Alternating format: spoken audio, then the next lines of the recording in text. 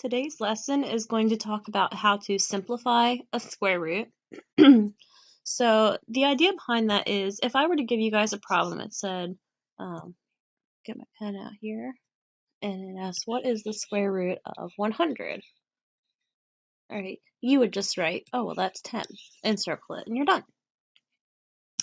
However, sometimes you can still simplify square roots, even if they are not perfect squares. So like root 8, if you type that in your calculator, that's a decimal, but you can still break it down, and we'll kind of talk about what that is here. Okay. So step 1 is you are going to factor or break your number down into two numbers, and one of those numbers needs to be the largest perfect squares that goes into it.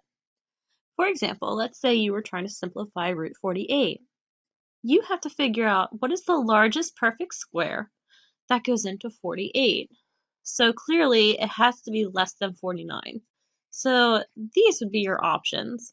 So the easy way to do it is start with the highest number.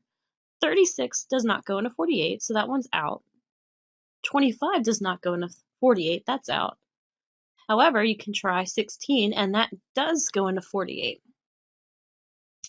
So once you figure that out, you'll apply your square root, which I'll show you in a minute, and then you'll put your two answers together. So once we do an example, it'll make more sense.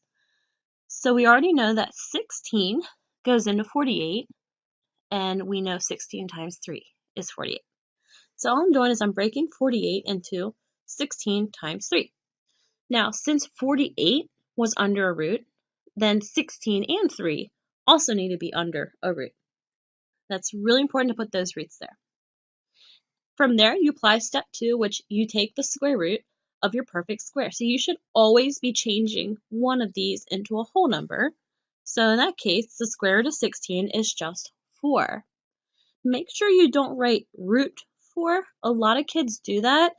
The square root of 16 is just 4, regular old 4. There's nothing to be done with root 3, so you just copy it down. And then your last step is to do 4 times root 3. You just rewrite it as 4 root 3. So we don't really need the dot, so we just kind of put them together, and that's your answer.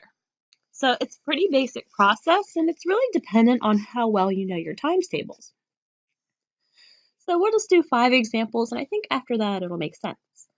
So we're going to break down root 8. That means you need to make sure if there's a perfect square inside of 8, you have to take care of that perfect square. So I know that 4 goes into 8. So we're going to break 8 into root 4 and root 2.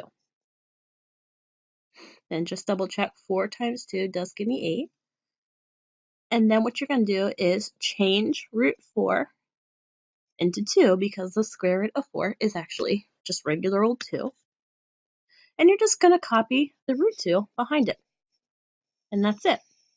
So the square root of 8 is actually 2 root 2. So the purpose of simplifying is you want to make sure that you don't have a perfect square underneath a root.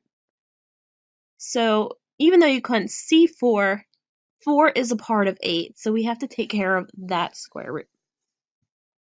We'll do it again. So factors of 120, you would have to pick something from 100 and down. So I know 100 does not work. You can't do 120 divided by 81. 64 doesn't work. 49 doesn't work. 36 does not work.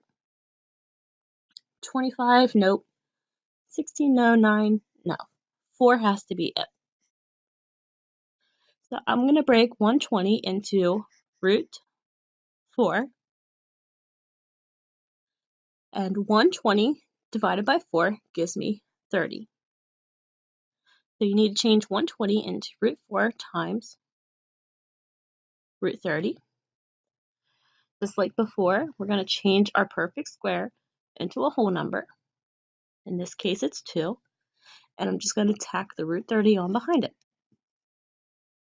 And now it's simplified.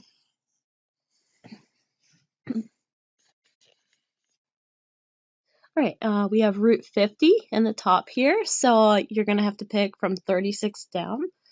36 does not go into 50, but 25 does, so that would be the biggest square root that goes into 50.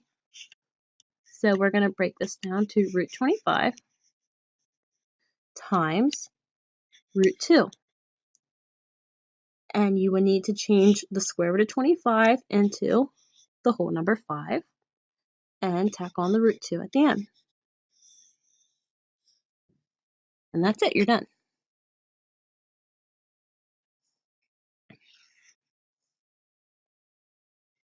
Okay.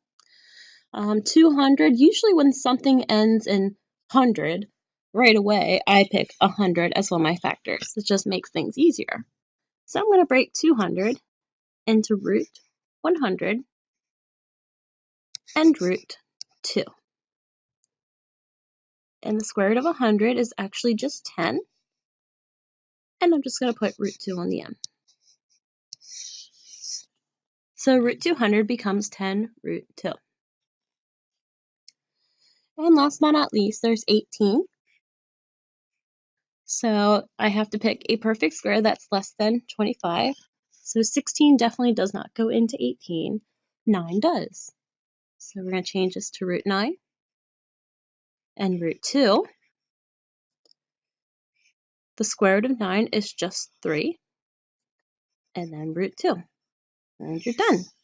So it's a pretty simple process to simplify roots. And again, if you know your times tables pretty well, it's definitely going to be much, much easier for you.